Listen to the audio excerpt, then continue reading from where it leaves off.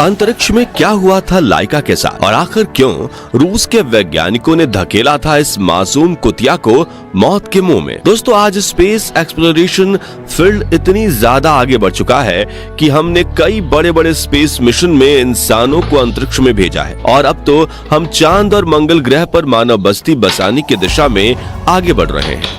लेकिन क्या आप जानते हैं कि लाइका नाम की फीमेल डॉग ना होती तो शायद हम में से किसी का भी अंतरिक्ष में पहुंच पाना मुश्किल था। जी हाँ, लाइका इस दुनिया की वो पहली लिविंग स्पीशीज थी जिसने एक लंबी अंतरिक्ष यात्रा की थी। लेकिन क्या लाइका वाकई में खुशकिस्मत डॉग थी? और कैसे ये लाइका के जीवन के वो आखिरी पल जिसमें वो चाहकर भी अपनी दर्दनाक कहानी किसी को सुना नहीं सकती थी, और क्यों लॉन्च के एक दिन पहले इस मिशन के साइंटिस्ट व्लादिमीर लाइका को अपने घर ले गए थे, जानने के लिए वीडियो को अंत तक जरूर देखिए। समय था 1950 के दशक का। जब कोई इंसान आकाश की ऊंचाइयों को देखता तो दिल में एक सवाल उठता कि कब हम अंतरिक्ष की गहराइयों को नाप पाएंगे और कब गन टेलीस्कोप से देखे गए ग्रहों और उपग्रहों पर पहली बार हम कदम रखेंगे।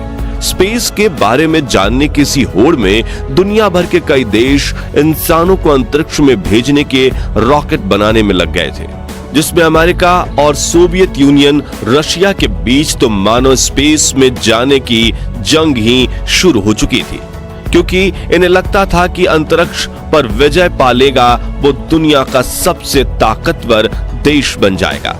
मगर इंसानों को धरती के वातावरण से बाहर भेजना वैज्ञानिकों के लिए काफी चुनौती भरा काम था, क्योंकि हमें अंतरिक्ष के बारे में ज्यादा कुछ पता नहीं था। इसलिए हमेशा की तरह इंसानों ने अपनी जरूरतों को पूरा करने के लिए बेजुबान जानवरों का सहारा लेने का फैसला किया और स्पेस मिशन में इंसान जीवित रह पाएगा या नहीं, ये जानने के लिए वैज्ञानिकों ने अलग अलग प्रजातियों के जानवरों को स्पेस में भेजने का निर्णय लिया। सबसे पहले रॉकेट के साथ साल 1948 में नासा ने एल्बर्ट 1 नाम के बंदर और कुछ कीड़ों मकोड़ों को अंतरिक्ष में भेजा था, मगर ये एक सब ऑर्बिटल मिशन था, यानी इन स्पेस में रुकना नहीं था, बस अंतरिक्ष के कोने को छूकर वापस आ जाना था। ऐसे ही समय बीतता गया और आया साल 1957, जब रशिया अपने सोवियत स्पेस प्रोग्राम के चलते अंतरिक्ष में भेजने के लिए स्पेस सैटेलाइट डिजाइन कर रहा था। वहीं लाइका रशिया के मॉस्को शहर की सड़कों पर आवारा कुत्तों की तरह रहती थी। उस वक्त लाइका की भी उम्र 3 साल थी और उसे इस बात का बिल्कुल भी अंदाजा नहीं था कि जीवन का ये साल उसकी पूरी जिंदगी ही पलट कर रख देगा।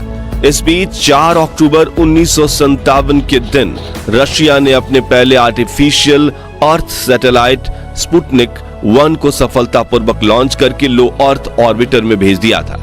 मात्र 23 इंच डायमीटर वाले इस लोहे के बॉल पर चारों रेडियो एंटेनाज लगे हुए थे। हालांकि इस सैटेलाइट में ज्यादा उपकरण तो नहीं थे, लेकिन रशिया के लिए ये एक बड़ी जीत थी, क्योंकि इस मिशन से उन्होंने स्पेस रेस में पहली बाजी मार ली थी।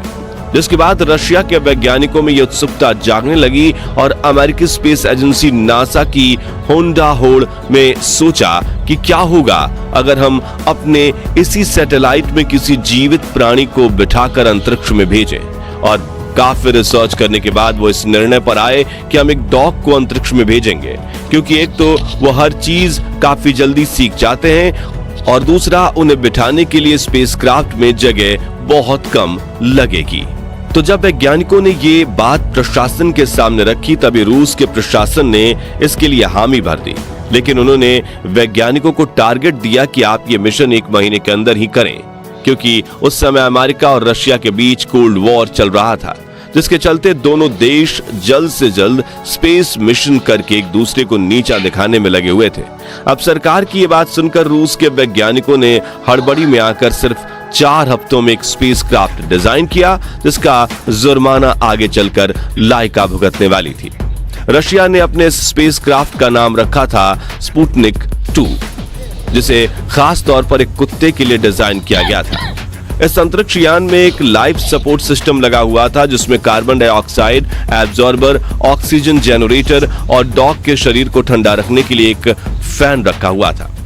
इसी के साथ इसमें 7 दिन जीवित रहने के लिए थोड़ा खाना और स्टूल व यूरेन वेस्ट को कलेक्ट करने के लिए एक बैग रखा गया था। इस स्पेसक्राफ्ट का केबिन स्पेस इतना कम था कि इसमें घूमना फिरना तो छोड़ो बल्कि हिलने डुलने के लिए भी जगह नहीं थी। यानी कि इसमें बैठने वाले डॉग को लंबे समय तक एक ही जगह पर कैद में बैठना था और अपनी मौत का इंतजार करना था, क्योंकि उस वक्त सोवियत यूनियन के पास स्पेसक्राफ्ट को अंतरिक्ष में भेजने की तकनीक तो थी, लेकिन वापस लाने की तकनीक की खोज होना अभी बाकी थी। इसलिए हम इसे सुसाइड मिशन भी कह सकते हैं। जहां एक तरफ वैज्ञानिक इस स्पेसक्राफ्ट को रेडी कर रहे थे, वहीं दूसरी तरफ कुछ वैज्ञानिक इस मिशन के लिए एक सही डॉग चुन रहे थे और मिशन के लिए उन्होंने एक स्ट्रीट डॉग को चुनने का फैसला किया, क्योंकि बचपन से ही इन्हें मुश्किल परिस्थितियों में रहने की आदत होती है। इसी खोज में वैज्ञानिकों को मॉस्को की सड़कों से 3 डॉग्स मिले, जिनका नाम उन्होंने अल्बीना, मुश्का और लाइका रखा। फिर इन तीनों डॉग्स को ट्रेनिंग के लिए ले जाया गया और जैसे ही हमने आपको पहले भी बताया कि स्पुतनिक 2 का केबिन बहुत ही ज्यादा छोटा था, इसलिए वैज्ञानिकों ने इन तीनों डॉग्स को 20 दिनों के लिए एक छोटे से केबिन में रखा, ताकि जब इस स्पुतनिक 2 के केबिन में बैठे तो घबराकर उछल कूद ना करें। फिर इन्होंने इन तीनों डॉग्स को सेंट्रीफ्यूज डिवाइस में बिठाकर रॉकेट लॉन्च के एक्सेलरेशन के दौरान उनका कैसा हाल होता है वो टेस्ट किया। फिर इन्होंने इन्हें एक ऐसी मशीन में बिठाया जो स्पेसक्राफ्ट जैसी आवाज करती थी। इस दौरान इनके पल्स, ब्लड प्रेशर को भी मॉनिटर किया जाता था और ट्रेनिंग के अंत में वैज्ञानिकों ने इन तीनों डॉग्स में से लाइका नाम की फीमेल डॉग को स्पुतनिक 2 में बिठाकर अंतरिक्ष में भेजने का निर्णय लिया। अब स्पेसक्राफ्ट भी रेडी था और लाइका भी अपने मिशन पर जाने के लिए तैयार थी, लेकिन लॉन्च के एक दिन पहले मिशन साइंटिस्ट डॉक्टर व्लादिमीर लाइका को अपने घर ले गए और एक पेट डॉग की तरह उससे खेलने कूदने का मौका दिया, जिसे लेकर उन्होंने अपनी किताब में लिखा था कि लाइका काफी शांत और प्यारी डॉग थी। उसके पास जीने के लिए बहुत कम समय बचा था, इसलिए मैं उसके लिए कुछ अच्छा करना चाहता था, क्योंकि स्पुतनिक 2 को अंतरिक्ष से धरती पर वापस नहीं लाया जा सकता था और दोस्तों वैज्ञानिक ये जानते थे कि कुछ ही दिनों में अंतरिक्ष में उसकी मौत हो जाएगी। इसलिए उसके खुराक में एक धीमा जहर भी मिलाया गया था, ताकि वो बिना किसी तकलीफ के अपनी जान त्याग सके। अब मिशन का मुख्य लक्ष्य ये था कि अंतरिक्ष में मरने से पहले लाइका के शरीर का डेटा इकट्ठा किया जा सके। इसके लिए ऑपरेशन के जरिए उसके शरीर में सांस, धड़कन और ब्लड प्रेशर मापने वाले सेंसर्स लगाए गए और अब स्पुतनिक 2 लॉन्च के लिए बिल्कुल तैयार था। 3 नवंबर 1957 के दिन लाइका के शरीर पर पट्टा बांधकर उसे स्पुतनिक 2 के चैम्बर में बिठाया गया, ताकि वो ज्यादा हिल ना सके। फिर लाइका के स्पेसक्राफ्ट को आखिरी बार बंद करने से पहले एक तकनीशियन ने उसके नाक पर चूमकर अलविदा कहा, क्योंकि लाइका को छोड़कर हर कोई जानता था कि वो कभी वापस नहीं आएगी। और इसी दिन शाम के 7:22 पर रॉकेट ने उड़ान भरी और वो स्पुतनिक 2 को अंतरिक्ष में ले जाने लगा, लेकिन तकनीकी खराबी की वजह से रॉकेट का एक हिस्सा स्पुतनिक 2 से अलग ही नहीं हो पाया, जिससे इस अंतरिक्ष यान का तापमान बढ़ने लगा और उड़ान के चौथे सर्किट के दौरान लाइका की मौत हो गई थी। दोस्तों, एक जीवित प्राणी को स्पेस में भेजने के लिए सही स्पेसक्राफ्ट बनाना 28 दिन में तो संभव नहीं था। इसी वजह से हड़बड़ी में वैज्ञानिक उसमें टेम्परेचर कंट्रोल सिस्टम को सही से लगा नहीं पाए थे और स्पुतनिक 2 का तापमान तेजी से बढ़ने लगा था, जिससे लाइका काफी घबरा गई थी और उसकी हार्ट रेट नॉर्मल लेवल यानी कि 140 टाइम्स प्रति मिनट से बढ़कर 240 तक पहुंच गई थी और अंत में वैज्ञानिकों ने उसकी धड़कनों को शांत होते सुना। लेकिन आपको ये जानकर हैरानी होगी कि मिशन लॉन्च के बाद रूस ने लाइका की मौत के असली कारण को छुपा दिया था और दुनिया को कहा था कि लॉन्च के 6 दिन बाद स्पेसक्राफ्ट में ऑक्सीजन खत्म हो जाने की वजह से लाइका की मौत हो गई। लेकिन फिर सन 2002 में लाइका की मौत का असली कारण सामने आया, जिसने दुनिया भर के लोगों को हिलाकर रख दिया था।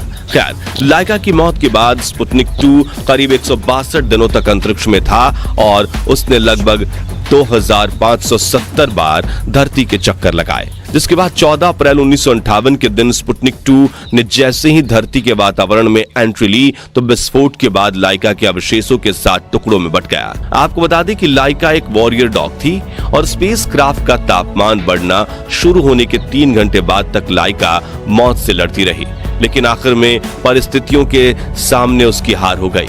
लेकिन अपने इस मिशन से लाइका वो पहली जीवित जीव बनी जिसने अंतरिक्ष में कदम रखा था और उसकी कुर्बानी की वजह से आज हमारा अंतरिक्ष में जाना संभव हो पाया है। फिर साल 2008 में रशिया की सरकार ने लाइका के सम्मान में एक मूर्ति बनाई थी। तो दोस्तों, क्या विज्ञान की तरक्की के लिए बेजुबान जानवरों का बलिदान देना सही है या गलत? इस बारे में अपनी राय हमें कमेंट सेक्शन में बताना बिल्कुल भी ना भूलें। अगर आपको ये वीडियो अच्छा लगा हो तो जल्दी से इसे लाइक और शेयर जरूर कीजिए। साथ ही अंतरिक्ष से जुड़े ऐसे ही वीडियोस देखते रहने के लिए हमारे चैनल को सब्सक्राइब करके पास वाली घंटी को जरूर दबा दीजिए। धन्यवाद। हेलो दोस्तों, ये लाइका जो अंतरिक्ष में गई थी, इसका बलिदान व्यस्त गया या सफल हुआ, इस कमेंट में ज़रूर बताएं।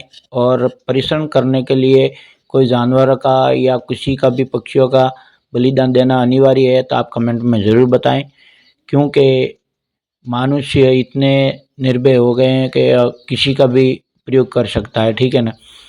तो ये वीडियो आपको अच्छा लगा हो तो हमारे चैनल को सब्सक्राइब और लाइक शेयर करें और मिलते हैं अगले वीडियो में। जब तक ले जय श्री राम।